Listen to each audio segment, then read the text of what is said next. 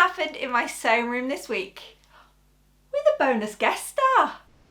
There were fabric deliveries, a load of patterns got delivered, there was a bumper toile making session, and a little bit of regular sewing.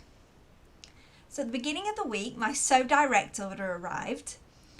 New Look have a new collection that's out in VIP at the minute, but maybe by the time this video goes out, they'll be on sale.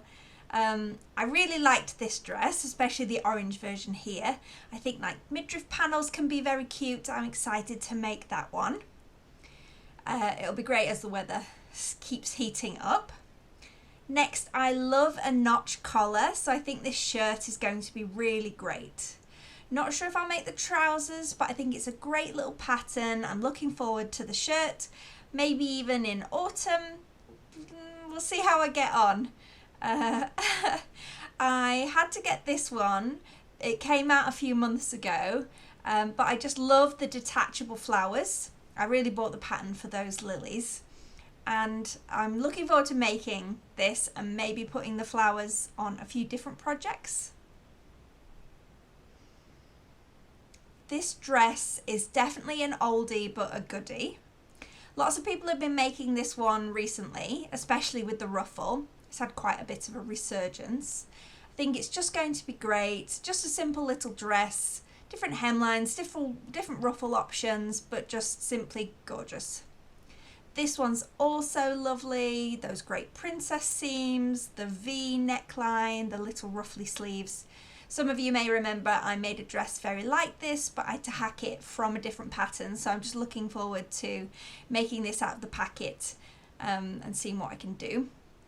These skirts have been everywhere. So this is from the new Butterick collection. It's their version on the angled seam skirt.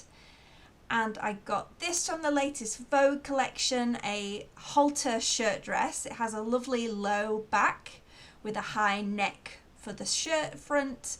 I think it's really cool. I definitely want to make this dress. And this one I thought I owned a copy of, but I couldn't find it anywhere in my sewing room. I've seen it made without the sleeves and it looked amazing, so I think I'm going to do the same thing, or maybe I just change it so it's not so much of a puff sleeve underneath. I'm going to have a think about that, but it's so beautiful. And then I picked up 2 packs of interfacings. This is Perfect Fuse by Palmer Plesh. It's a lovely lightweight interfacing, so I picked it up in light and then I picked it up in sheer. Both in white, sheer and light, slightly different weights. It's a really great interfacing. And then last but not least, I got some good quality tissue paper. This tissue is completely transparent, nothing printed on it, great for tracing and pattern drafting. So super valuable in my sewing room, and that's by Burda, so you get quite a few sheets in there, so that'd be great to use later on. Then not long after that, I got 2 brilliant fabric deliveries. One was from a D-stash that my friend Marie had been running. It was this amazing Indian block print cotton, so soft and light. It's a fun flower berry print. And then I got a delivery from Grid Fabrics, who have been wanting to buy from for ages. And they had the most incredible viscose called Market Day. Look at all the fruits, the chilies. It also has vegetables on there. It's the most amazing shade of blue as well, and really incredibly soft. So I have a few ideas what I might do with this. And then I went for this tablecloth print pasta Italian feast kind of fabric. It's a sort of viscose satin, really soft and silky, more than I was imagining it was going to be. It has an amazing handle. I absolutely love this. And yes, I already have a tablecloth print. Then the rest of the week was spent making toiles. So I prepped everything, got out my trusty roll of polycotton that I make all my practice garments in, and got to work.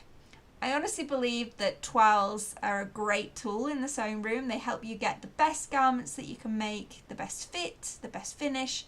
I know it's not for everybody, so, decide what you want to do. It's your sewing time, but I do think it will take your fitting to the next level. and teaches you a lot about how the final garment is going to end up. Here I am transferring my markings with carbon paper, just for like getting them on. Sometimes I use biro, doesn't really matter with a twirl. And then it was like batch assembly time. I was making a lot of things with princess seams so I could assemble them all in one go, pin as many seams as possible. So I could do some chain stitching, which is where you literally sew a seam and then you barely stop and then you keep going, you keep feeding your fabric underneath your presser foot. I find it very efficient.